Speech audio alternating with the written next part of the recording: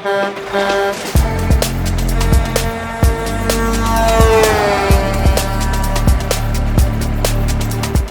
we grow as a franchise, I said there's 150 owners, 42 states, 300 trucks on the road, and we're all continuing to grow as well. Like last year in 2023, we did over 800,000 smashes in the year, and that's roughly about 2,250 smashes a day.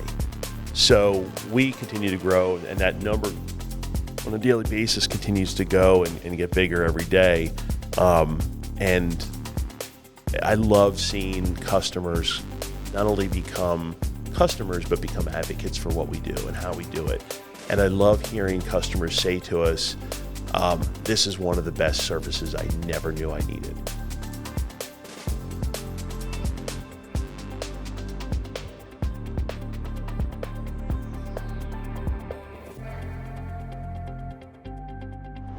Hey everyone, and welcome to the podcast, Caution Wide Right. It's just another trucking podcast brought to you by CNS Companies, where we help carriers stay safe and compliant on the road. I'm Luke, your host, and are you looking for a unique and cost-effective way to be environmentally friendly and save money? Well, Smash My Trash aims to be exactly that. If you haven't seen these trucks in action yet, get ready. If your trash is stacked 6 feet over that maximum fill line in your open top dumpster, well, Smash trucks are here helping businesses in trucking, construction, distribution, manufacturing, and more from delaying dumpsters being hauled away. How? By smashing it down so it can be filled again and again. And this reduces the number of those expensive hauls. With me today is Derek Lehman, president and owner of Smash My Trash Harrisburg PA location. Derek, welcome to the podcast. Good morning. Thank you for having me. So we're just going to jump right into it. And can you tell me why the commercial waste management business is broken? Yeah, so great question. And I liked your intro. You're a little optimistic when you say it's 6 feet over the rim, we can get it back in. We have a lot of customers that do that, and usually we can, but it's fun. So why it's broken is open top dumpsters have been around forever. And basically you fill them, they take them away, you pay money. When they're over 6 feet, they charge you extra to take it away. Sometimes you have to take it out, and it costs a lot of money. And there's a lot of trips to and from the landfill. Yep. And now imagine you're at a party at your house, and you don't want to take the garbage out because it's 30 degrees outside. What do? You take a plate, you flip it over, you push your own garbage down, right? You just smashed your trash. Yep. We do the exact same thing in open top dumpsters. So if we have a customer or a prospect that we're talking to and they're hauling 100 dumpsters a year, we can get them down to 35. So you're eliminating 65 hauls. And typically our customers are saving 20% or more after they pay for us, and they're paying through the reduction in those hauls. So you're saving money by reducing the hauls and compacting it, and then you're also reducing carbon emissions because that's fewer trips to and from the landfill. We can go in on a customer, and if they have 10 dumpsters, we can be in and out of there in a couple hours. If you're going to haul 10 dumpsters, you got the better part of a day before all your dumpsters are back and ready and back in action. And so it's the uniqueness of this is just you can just keep pushing it down 2-3 times probably before then it's finally needs to be hauled away. So do you see it depends on what the trash is, of course, yep. But 50 to 70% push down, is that? Yeah, so it depends on the material, exactly right. 2 to 3 compactions per before they have to haul it typically. Yeah. We have customers that, they get 75% compaction because it's pine wood and windshields. We have another customer, he does carpet remnants and he's closer to 50% compaction. Yep. But at the end of the day, we work with our customers and like I said, typically customers are saving 20% or more through using our service. It just depends on their situation.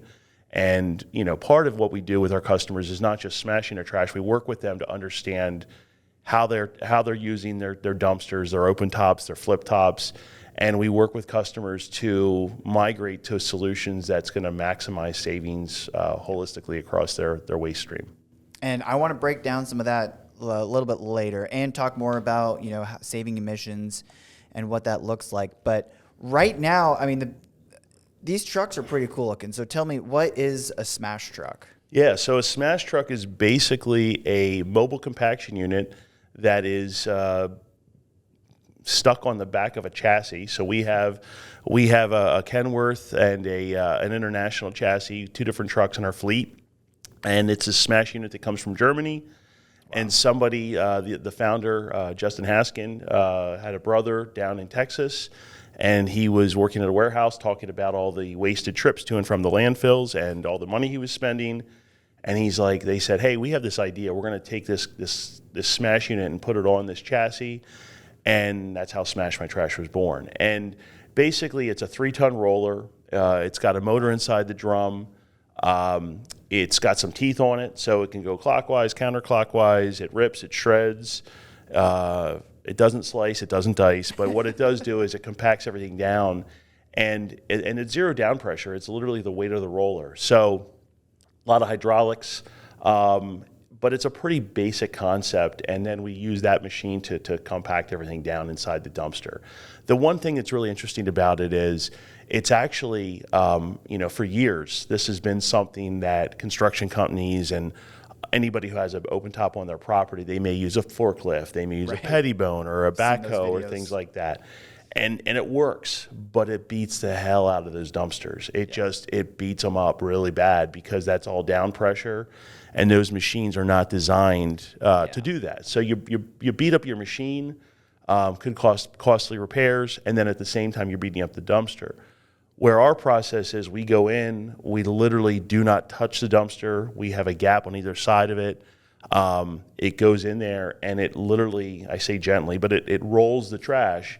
And through that rolling process, it literally compacts it down. And it's really cool. And we love doing a challenge where we have customers that have gone in with a pettibone or a forklift, and they say, well, I just smashed it. And we say, well, okay, can we give it a shot? And they're always surprised we typically can beat what they've just done. Yep. Because it's a more thorough and a more efficient process. Yep. Faster. Yeah. And I know here at CNS, we're all about fleet safety, and smashing trash, spinning drum wheel. How does the company keep safety first on this process? Because is there debris coming up, or how do they keep, whether it's people on site and things like that, safe? Yeah, absolutely. Great question. So I think it really starts with, we work with CNS. We do our medical cards with you guys. We have a drug policy and some other things that we need to do and monitor through you guys, and you guys help us with that, which is great. So it starts there and having a really good foundation. And then what we do is we work. We have some different apps that we use. So we use GeoTab in our world, and that basically is daily pre-trips and post-trips, monthly checkups. If there's issues, we report everything through there. So we had an issue the other day where we had a small hydraulic leak. It was an O-ring, right? Some O-rings need to be replaced out, and noted in there and things like that. Some stuff my crew can do on their own. Yeah. Some stuff we have local partners that we leverage and we work with. But one of the things that we do is we like to do monthly toolbox talks. So as a team, we sit down and we talk about, hey, cold weather operation or power lines or some basic maintenance stuff. We just did a basic maintenance thing the other week of just literally going through, inspecting the boom, looking for cracks, looking at the grease, make sure the grease distribution was good. So we're really big on preventative maintenance. Nice. And by doing preventative maintenance, they're learning the truck, they're understanding, they're asking questions as a team, we're talking about it, we're having some fun. They'll push back on me as the owner and my GM and things like that and challenge us on stuff. Not in a mean way, but just trying to learn and say, well, I always thought, So we really try to leverage create a learning environment and a safe environment. And so safety is number one. And then other things when we're on job sites, right? We got steel tip boots, we're wearing safety glasses, hard hats, reflective vests, because we are going in environments where there's forklifts and trucks and heavy equipment and lots of other things, and we have to, make sure that we're following the rules. Well, and then there's the technology involved in the truck itself. So on the chassis, the cab part can move forward to get to the trash, and then there's cameras Yeah. around it as well, right? Yeah, so let me go back and address a question that I didn't answer earlier. So yeah, the stuff flies out. I think people are typically very disappointed when we show up and we start smashing trash the first time. They're expecting like the Price is Right Showcase Showdown where you spin the wheel for fabulous prizes. Yeah. It doesn't move like that. No. It's actually very slow and very methodical. And they're like, that's it? And that's part of the design is we want it to be slow and methodical because we don't want to create a mess. Correct. And if we do have stuff fall out, we go around as part of our process. We actually do a pre-trip, not only a pre-smash check, so that we pull up on the lot, we back up to the dumpster. They're inspecting the dumpster. Is there any damage to the dumpster? Is the door locked? They chalk and chain wheels and tires and things like that. And then they photograph everything, right? Nice. They're looking at it. Is this can compromised? Will something blow out? And they have the right, the authority as the operator to veto that smash for that day. They have to document it. They have to share why, but that's part of their job. And then once they do that, then they get in. They've done their pre-trip or their pre-smash check. Yep. They get in the cab and they fire up the PTO. They bring the boom up and it goes up in the air 26 feet, 4 inches. Wow. Bring it back on the chain and sprocket. They bring it back to the can and they do a photograph from the top down. So they photograph before they start smashing. One, it's for a safety thing. Two, it makes great marketing materials. And then they do the smashing, and while they're smashing, we have cameras actually recording the entire process, right? And no different than any other fleet, we have cameras on the front of our trucks when we're driving down the highway or in the cabs or, multiple cameras around the vehicles from a safety point on the highway. But smashing the trash, we have 2 different viewpoints on the truck as well, so we can actually record the entire smash.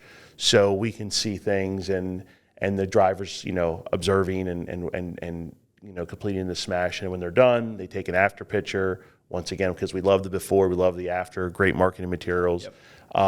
And then we upload all that stuff and we save all that data. And that's a big process. And then when they're done, they do the same sweep around the dumpster, make sure everything's looking good, take the photographs before of the after of the dumpster, anything that fell out, we clean up, and off we go. It's awesome. So there is a lot of different types of stuff, materials being trashed. So obviously it could be from like pallets, warehouses and things like that, electronics potentially, old, if it's a renovation, all kinds of random stuff. I'm just curious, what's the most satisfying thing to smash? Wood. Yeah. Wood is good. I think pallets are probably the most fun. You always get the biggest bang for your buck with pallets. They can be 6 feet above, depending on how oversized they are. Now, we did have a situation yesterday where there were some big pallets coming in from Germany, and it was challenging. But for the most part, regular pallets and things like that are the most satisfying. I will say, though, we do some apartment complexes and retirement communities, and when they have a clean out at the end of the week, end of the month, those are pretty satisfying too, because it's amazing how many old couches are overflowing, and when we're done, you go from 120% full down to about 30. Yep. So those are pretty cool too. That's awesome. So before we talk more about the business, I know your background has a little bit of marketing in there, merchandising, a lot of other stuff, and I'm just curious, tell me a little about your background and what got you into Smash My Trash. Yeah, so I did a corporate path. I was with Marriott for a couple of years and got the Franklin Covey old school training, and was with Hershey for about 15 years. And once again, the great thing with Marriott and Hershey, process. So really understood processes and how to approach problem solving and think strategically. So those experiences were invaluable. And during that time, I was getting my master's and in business, and I was in a program where all these guys were about 20 years my senior, and we were doing Friday night case studies. And they're like, "Hey, you want to go smaller company? Go someplace, start your own thing, do your own thing." So that kind of put the bug in my ear. And I couldn't find the right thing, so I jumped ship and I went from Hershey to a smaller company named DAS, which is a distributor, and they're part of the RoadPro family of brands. They work primarily with truck stops. They do some other stuff too, but truck stops is their bread and butter. And through that, really got to understand and learn a lot about truckers. And within the first couple of years of me being on board, I actually went out. There's a gentleman by the name of Henry Albert. He drives for Team Run Smart. And I spent a couple of days with Henry going from North Carolina, down Charlotte, North Carolina, down to San Antonio, Texas. And slept in his truck, in his bunk bed, showered at truck stops, ate in the truck. You know, we really lived the experience. And that really encapsulated a lot of the appeal of what trucking was. And it really gave me a new understanding, because it was interesting over the next 10 years as I'm working there, the number of people that ran and owned truck stops that had never showered in their own facilities, that never slept in their own parking lots. And I would throw statements out, and they would say, well, have you? And I would be like, well, yeah, I have. Yeah. I mean, even something as stupid simple as, do you tip the lady the shower attendant? Do you leave a tip for her? I didn't know. I did. And, Henry said, well, that was nice. What'd you leave her? And I think I left $5, and he's like, well, that was a nice tip, And I think because the shower was like, 15 or whatever it was at the time, because I didn't have points. I didn't get to use my points. So anyway, did that. So when this opportunity came up, it was during the pandemic. I thought it was pretty cool. I thought the name Smash My Trash, I thought it was cool. And I understood, because of my experience with DAS and trucking world, I thought there was a lot of appeal there. So it kind of crossed over some neat areas. So I jumped in and haven't looked back since. So I've been doing this full time. We've been up and running for about 3 years, and I've been doing this full time now for the last 2. Nice. So my background, actually, business degree, my focus was entrepreneurship, starting a business, and that mentality of understanding some of the, who knows what can come at you starting a business. And I'm just curious, what are those first couple of years been like? So I read an article about Steve Jobs and working at Apple, and the Apple employees said there was this thing called the hero shithead roller coaster. It's a little bit like that. One day it's amazing, and the other day you're like, why did I do this? Yep. Overall, it's been phenomenal. I would say the thing that I vastly underestimated was time. There's just, time is the most, and time has always been a precious commodity. There's just not enough time in the day. And, as we got into this, we got a truck. I had a truck, I had a driver, I had a salesman. And first salesman wasn't such a good fit for us. And we parted ways pretty shortly thereafter him joining. And then, a year and a half in, we got our second truck, and then we had to find other drivers. And now where do you find drivers? Because there's a driver shortage out there. And this is a different beast. It's not traditional truck driving. You don't need a CDL because we're under 26,000 pounds. We need customer service focused type people and all these different things. So I would say getting into it is just taking all those skills of, being a manager, being a good steward of the finances, and all those lessons that I've learned at Marriott and DAS and Hershey and many other places. And you literally almost relearning them in many ways, and saying, oh, that's how you do this, figuring it all out as we kind of go. So talk about time and efficiency. The trucking world is very used to dispatchers. I'm just curious, what's that sort of dispatch management, getting the trucks to different sites in a day? How many can you do? So we try to get to, it depends. We try to get to 20 to 25 smashes a day is our goal. Yep. Some days we can do more because it's a tighter route. Some days we have to, we can do fewer because of that. Or we may have a project where we may sit on somebody's lot and we're going to smash 2 dumpsters for 2 to 3 hours. Yep. So every day is a little bit different of a day. Today, for example, we have some preventative maintenance, and it was supposed to be done by 9 o'clock, and it's not. So I have my 2 drivers teaming up, and they can cover a little bit more territory today. And we're going to probably have to make some adjustments this afternoon and push a couple things either later into the day or tomorrow morning. So no 2 days are ever the same. But we have a software through our franchise that we use, and ultimately I manage that on a daily basis. But we're really about maximizing efficiency. Yeah. One, because we want to keep that carbon emission reduction down. 2, the more efficient I can be, the better and more effective, the better pricing I can provide to my customers. And we work with customers multiple ways, but routed is really our preferred model because it gives the best bang for their buck, and it maximizes my time and keeps my operating cost as low as possible too. Look, fuel and weight mileage tax management is complicated. I mean, did you know that if you ever plan to travel through Kentucky, New Mexico, New York, Oregon, and Connecticut, you must have an account and file your mileage? Or even a temporary trip permit to haul in some states? On top of this, you need to have an IFTA account to file your fuel taxes for many of the other states. And there are unique rules, exemptions, and registration requirements for each of these states. You don't want to face the heavy fines that can be imposed on carriers for not following the rules. Our team of compliance specialists can help you get licensed quickly and accurately. And our IFTA fuel tax specialists will work with you to collect your data, ensure your fuel and mileage match, prepare your filings, and even file the paperwork for you.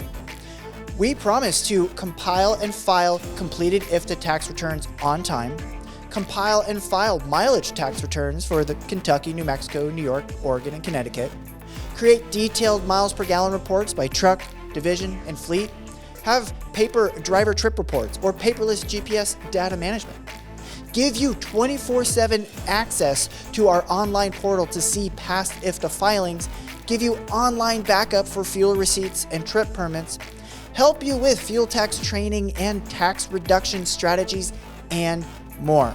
Then, if you ever get audited by IFTA or the unique states, we take many specific steps in preparing you for the audit. If you have any questions or want to learn more, just call or email us, or you can fill out the form down below and one of our fuel tax specialists will help you out. There's probably a lot of companies out there that are just sitting there with overflowing dumpsters, or like their dumpster's full and then there's either bags or carpet or trash next to the dumpster waiting to eventually be done. And so it's turning into just sort of almost a wasteland at their sites. So you could probably just spend days there or hours there just smashing that one, and they refill it up with stuff and smash that down, refill. Is that sort of how that works? It can. We do it three ways, like I said. So a routed service is really our primary way. We just show up, they're on a route, we go there. We have customers we go to once a day. We have customers we go to once a quarter. Yep. So we can customize that to your needs. Then we have what's called on demand. And with routed, we basically show up. We're there typically smashing 7 to 10 minutes. We go in, we smash a dumpster, and we either go to the next dumpster or go to the next job site. Second way is on demand. They don't call us unless they need us. Yep. A lot of construction sites are like that. Folks that have more infrequent pools are like that.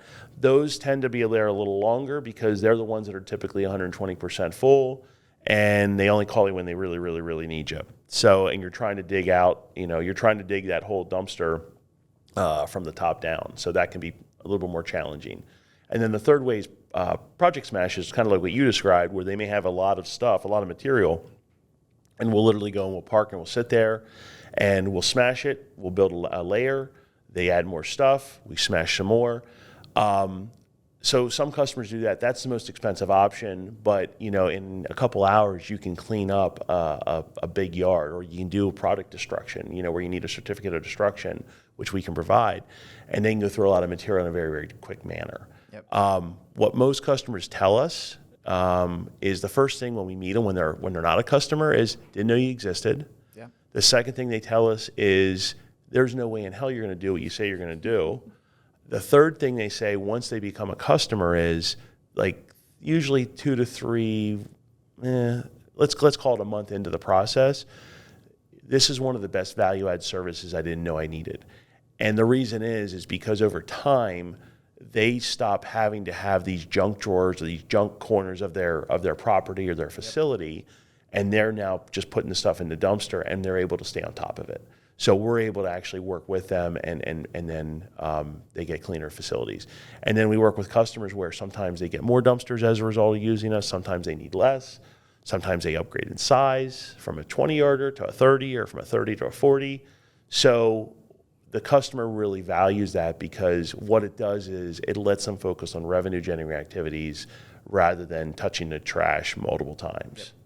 So, Smash My Trash is franchise. I believe there's like 150 franchises out there. And then you guys are in Harrisburg, PA. How far out do you travel? Yep. There's 150 owners, 42 states, about 300 trucks on the road. So I'm not quite sure the number of territories exactly, but we're all over the U.S. Yep. We've been doing this for about 4 years as a franchise. Biggest growth occurred right after the pandemic because we were all in our houses and said, this is a great idea.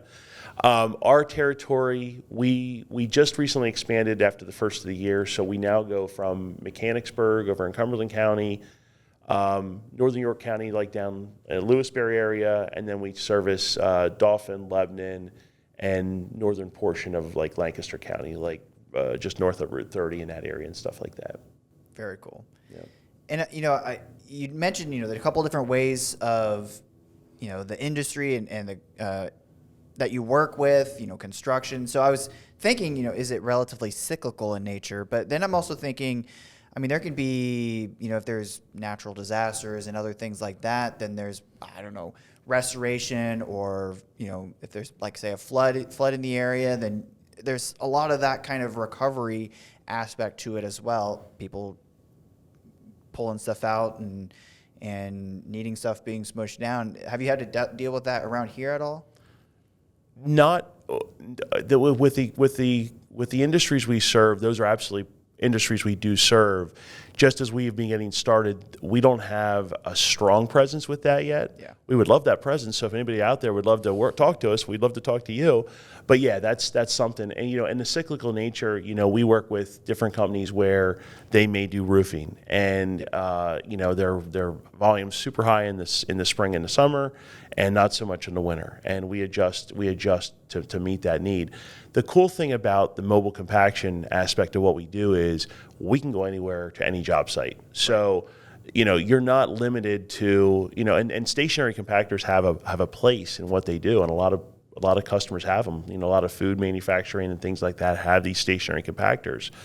But we're not stationary. We're able to go to job sites. So if you have a situation where they're doing remediation and clean outs or fire damage or things like that, and it's at an address in Lidditz, we can come to Lidditz, or we can go to Mechanicsburg, and we can come to those job sites, and we've done that quite frequently.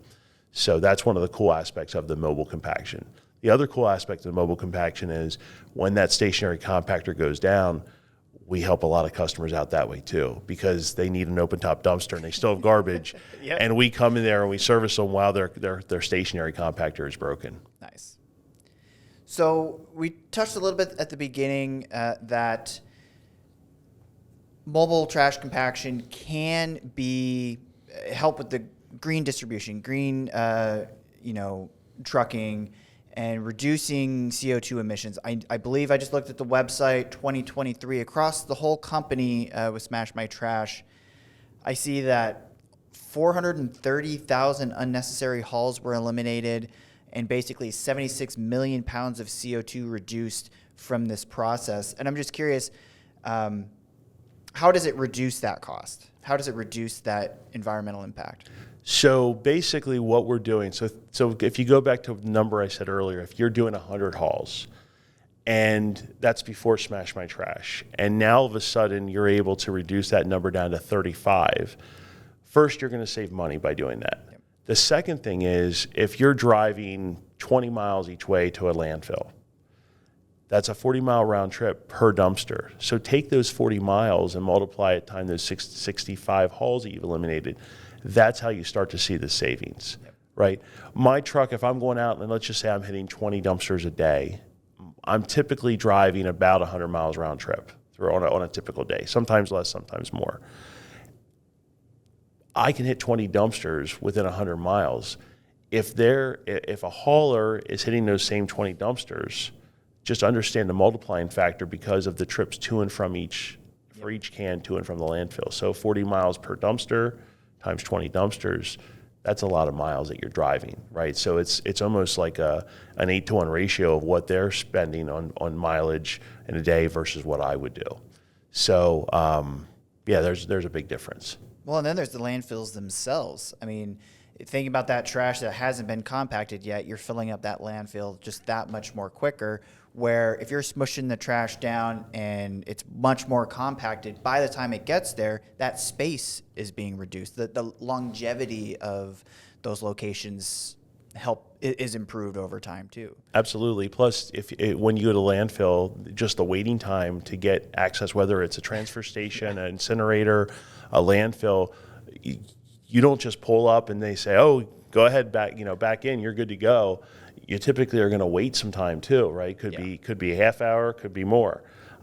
So you eliminate a lot of that idle time as well. We create more efficiency through that time as well for the process. That's awesome.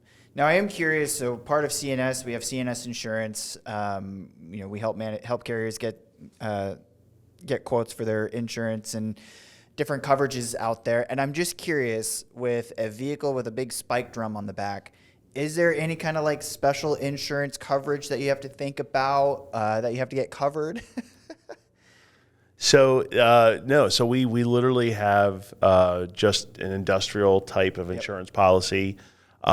We, the various owners across the states, it's one of those things where a lot of us started with Progressive just because they were actually very progressive. And it's one of those things where what I did was I have a local insurance agent that I use for my business needs, and I literally got him out to see the truck so he could understand it, so he could touch it, see it. He's come out, he's actually seen this thing in action and how it smashes. He saw that it wasn't a spin the wheel, fabulous prizes. It was actually a very controlled process. Yeah.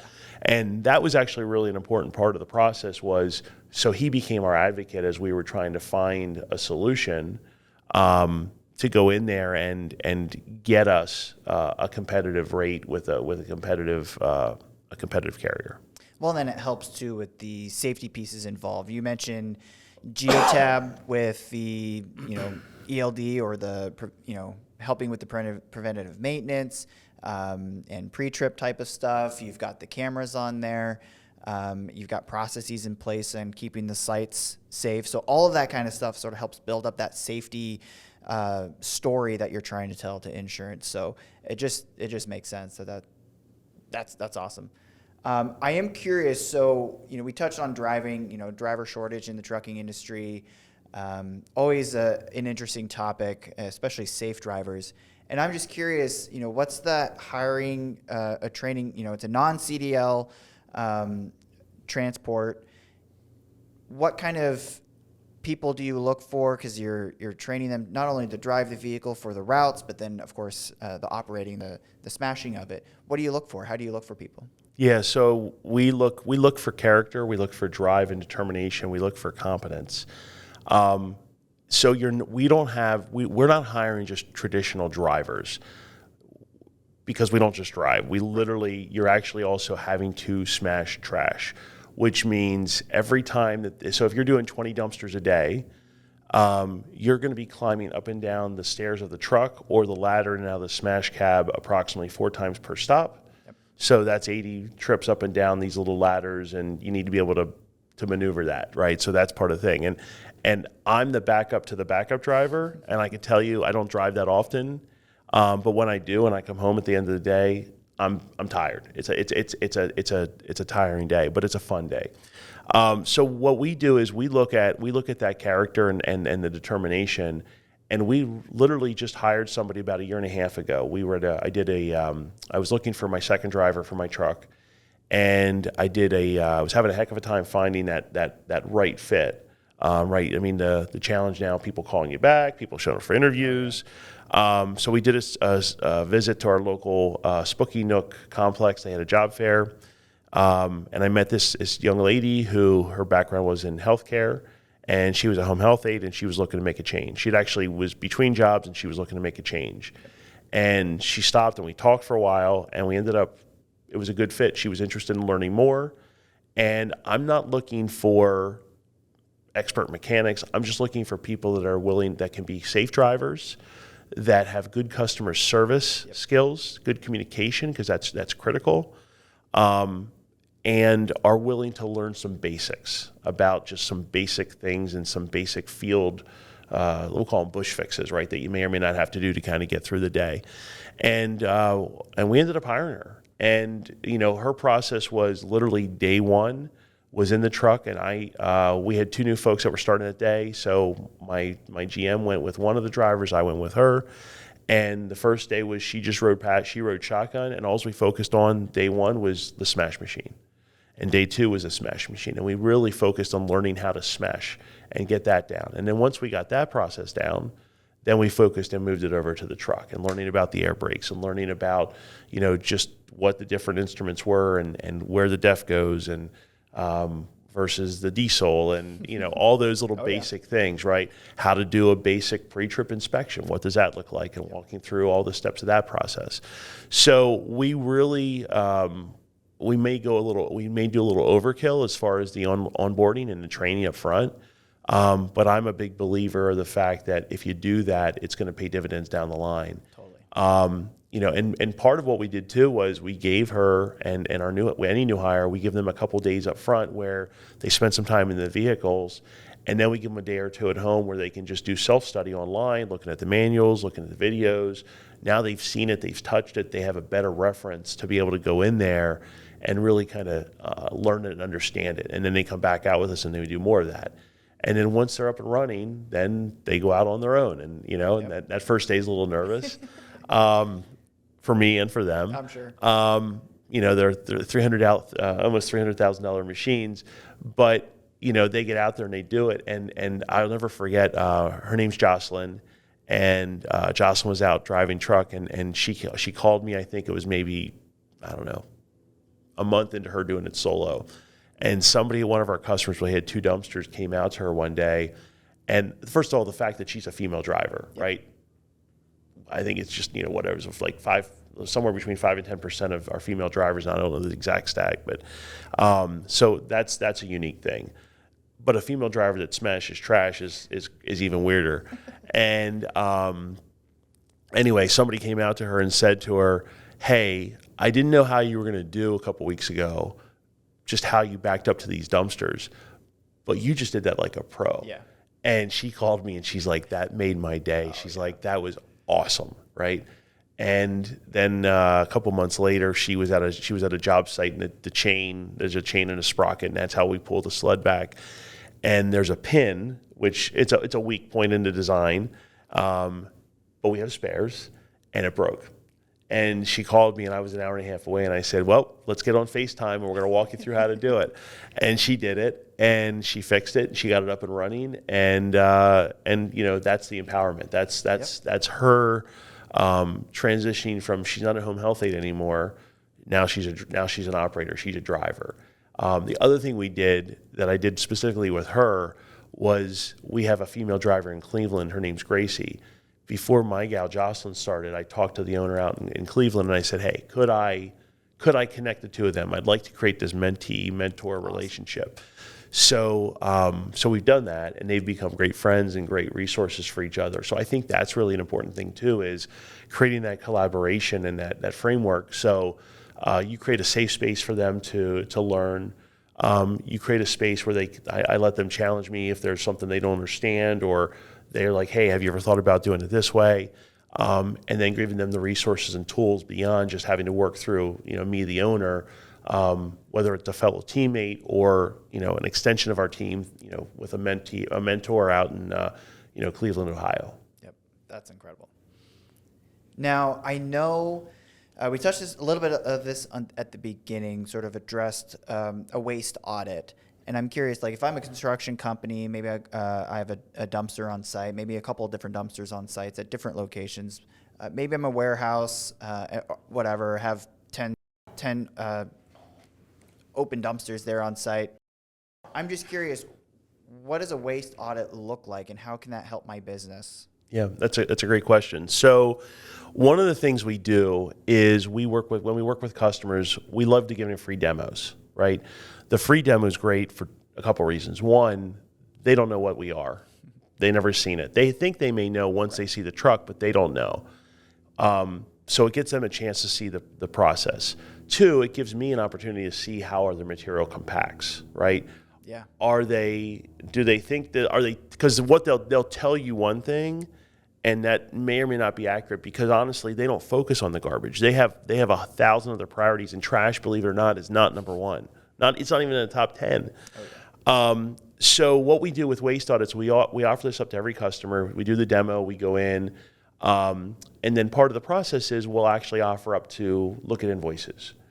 And some customers are more than happy to share those. Some customers are very hesitant to share those because they feel that we're going to glean something that's valuable or whatever off of there. But what we typically do is every invoice from every hauler is a little bit different. And there's a lot of fees, right? There could be fees for environmental surcharges. There could be fuel surcharges. There could be pull fees. There's a variety of fees, and everybody's calculated different. You may have dumpsters where you get a 2-ton minimum included as part of your haul, your cost. I may have no tonnage built in. I just had a customer the other day. We're going to save him roughly $35,000 annually, because when we looked at his invoices, he only had 2 charges. One charge was a haul cost. The other charge was a tonnage cost. And his tonnage cost was the same number every single month. And it was a high number. It was a big number. And it didn't change. And I said, it looks like to me, you're getting tonnage built into that. I said, can you go find out how many tons are building into your dumpster? He said, sure. So we went in and we found out he was getting 4 tons included as part of his tonnage. I said, can you go back and tell them that you want to see how much tonnage you're actually putting in your dumpster? Yep. He was averaging less than a ton per dumpster. So he was getting charged for 4 tons every single time, and he was using less than 25% of that. Yep. So it was hundreds of dollars every haul, every week, every month that he was paying for. So we can go in and uncover things like that in their waste audits. We look at how they're being charged. We educate them on how they're being charged. We ask questions. Hey, you have open tops. You also have these smaller 8-yard, 10 yards. What are you using that for exactly? In one situation, we had a customer who actually had called us. They found us, and they were spending a lot of money in waste. And they said, we use those smaller cans as our relief valve. So when these are full, we have another place for it to go so it doesn't have to go on the ground. Yep. I said to him, I'm like, hey, with us, we become your relief valve. You can probably get rid of those. And they were spending $100, I think it was like $100, $125 every time they came to do those cans each. Wow. Let's just say they were spending about $2,000 a month on those extra cans. So they not only paid for us by eliminating those cans, they paid for our service, and they were able to put some of that money back in their pocket. Yep. So that's part of the waste audit, is really looking at what they're doing, how they're doing it. Is there a better way? Is there a more efficient way? And just really asking questions so that we can help them maximize their savings.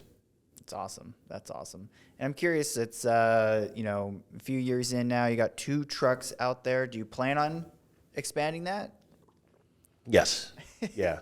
We'll see. I mean, as we scale up, we're continuing to grow, and I'm hopefully within the year we're going to have that 3rd truck. Absolutely. Awesome.